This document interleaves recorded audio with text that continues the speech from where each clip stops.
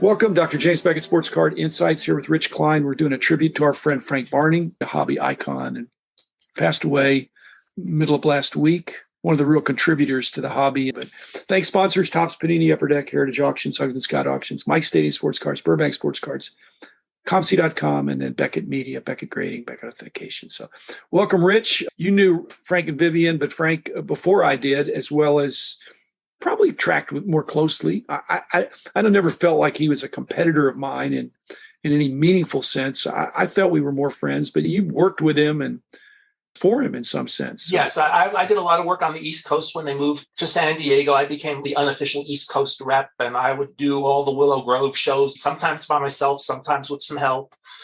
And a lot of times, either Frank or Vivian or Walt Crowell, the advertising director, would come in. And we always had your favorite player fishbowl set up at many shows, which was a mutually good thing because it would help pay for my tables, but it was used for their mailing list too. So a mutually good business deal.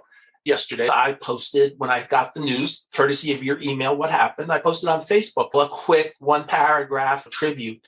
And some of the people who have responded, and put comments in my Facebook page, it's like a who's who of hobby people. And I'm not going to name everyone, but how about Mike Kramer? Mike Kramer made a post about how much he's going, to miss him. And there's also Kip Young made a post. Those are guys that were, I guess, contemporaries of ours. And they are. Frank was a little bit older than us, Rich. I mean, older than me and older than you. But, he was a lifer. I think even when he wasn't doing the publication, he was still into the hobby. And even in retirement, it seemed like and he loved baseball. That's one of the things. Some more people: Lou Brown, Marty Appel, Mike Jasperson, Herb Ross, Wayne Grove, really, Everett Cope. It's a veritable who's who of hobby icons of the 80s and 90s and 70s. It's wonderful to see all these names come together. Oh, that's great. Now it's all off your post and it's all off my post. Or Facebook or where? On Facebook. As I said, it was like a Twitter-style post on Facebook. And there are tons more comments. So anybody whose name I did not mention, I'll apologize. But to me, one of the great things about Frank is he went to Hofstra. And he worked in the sports information department. And at the time, the assistant, and he later became the sports information director of Columbia, was somebody he worked with at Hofstra named Bill Steinman. And in case you're wondering about the Steinman name, yes, that is the older brother of Jim Steinman, who you might know for being basically, I don't want to say the brains, but basically the co-worker with Meatloaf, Bat Out of Hell album, and then many other great songs of the 70s, 80s, and into the 90s. So there's even a music connection with Frank. He just passed it. Didn't Meatloaf just pass? Meatloaf passed this year. Jim Steinman passed last year. But, with Frank and Vivian, they were a true partnership. And they had ups and downs in their lives, but they always did good things. They always wanted to put the hobby first. They wanted to make a living. Don't get me wrong. They did quite well for themselves, but they always made sure the hobby came first. Do you think that makes the title they chose especially meaningful? Because there was a baseball card news at the time, Trader Speaks, Sports Collectors Digest, but baseball hobby news. They seemed like they were really true to that. Yes, they were, because they understood that most of the people who read their publication, especially when they began, there were very few full-time people. In fact, they weren't even full-time until maybe 6 months or a year after they began the publication. And I remember maybe issue 8, issue 9, issue 10.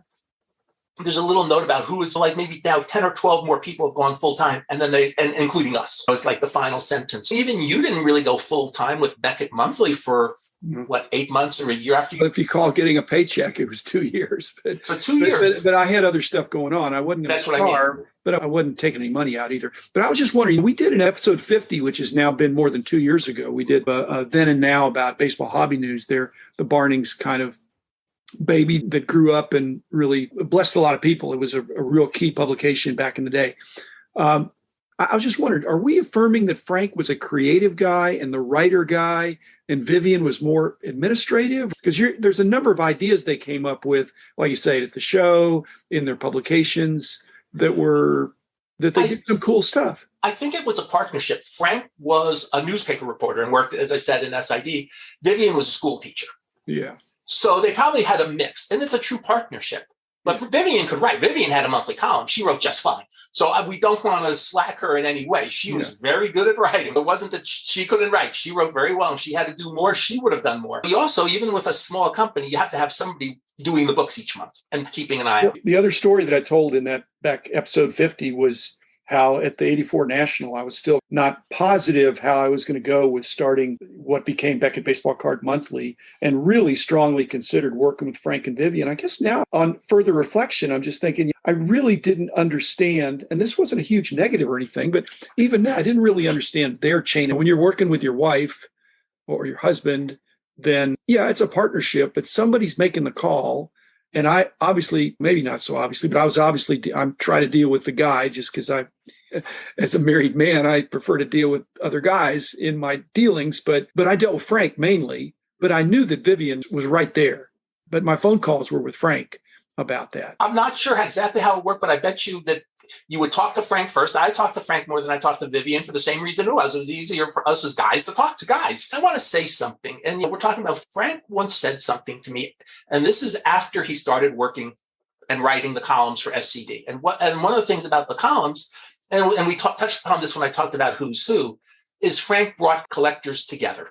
Those columns always had somebody's email addresses. He wasn't getting on the phone anymore. He says everything is being done via email because then he could edit, copy, paste. It was a lot easier for him doing email.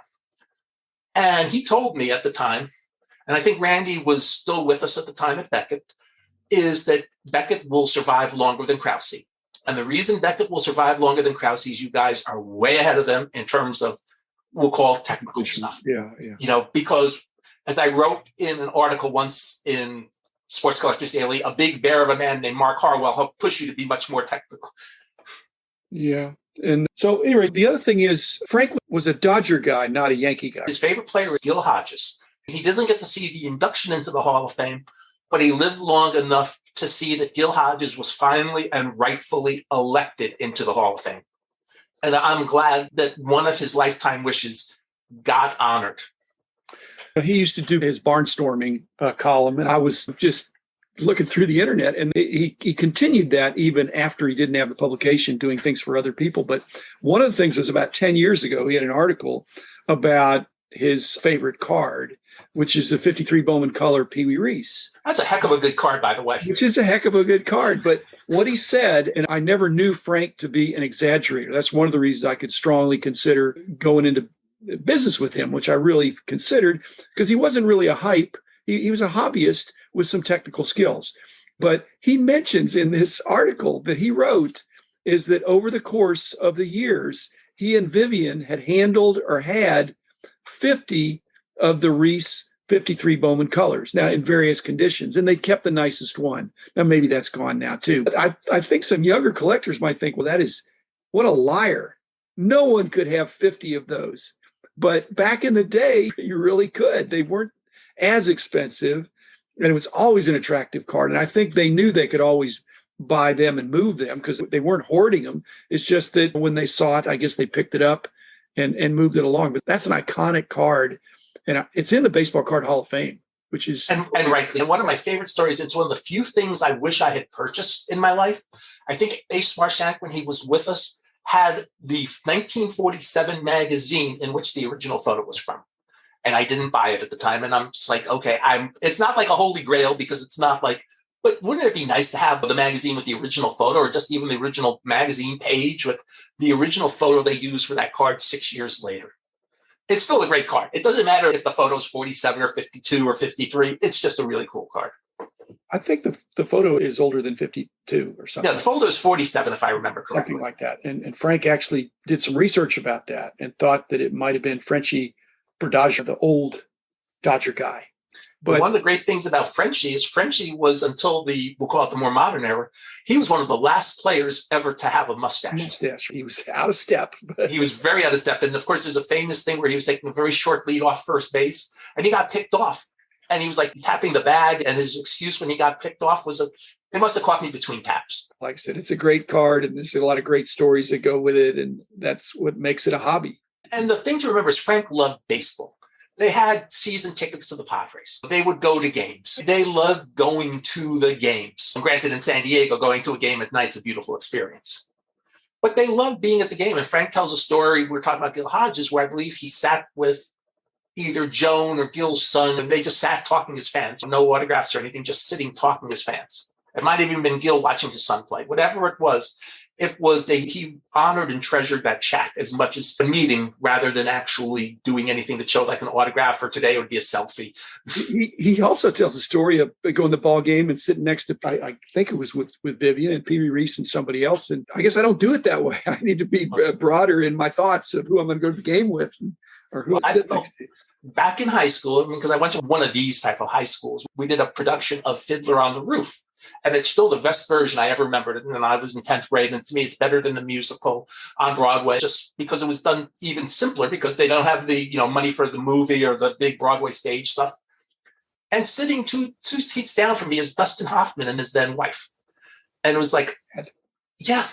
And then I'm thinking, okay, about 10 years later, a friend of mine, he was a Carfarillo collector, but he was also head of the New York City. And I told you about him. And when I first moved down there, and you may have spoken to him once or twice, he was head of the New York City Theater Ticket Seller Union or something like that.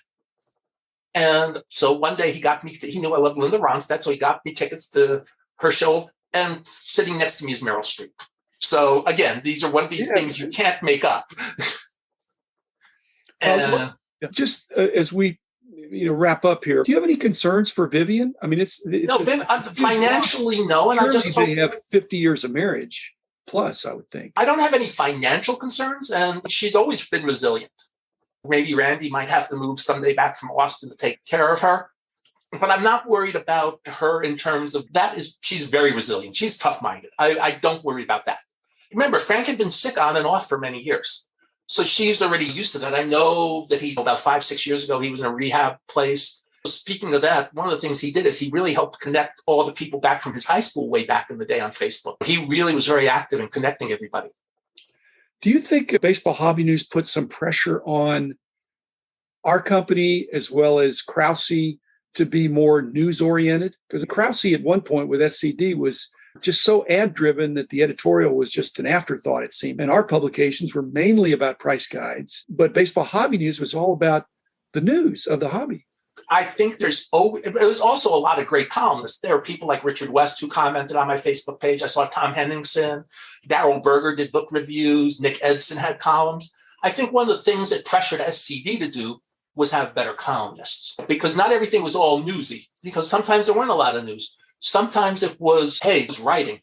We need to get better columnists. Yes, we're ad-driven, but we better have some editorial, because I think there were certain rules at the time about how to ship, just do the mailing from the postal service the way you do it. You had to have a certain percent of editorial content.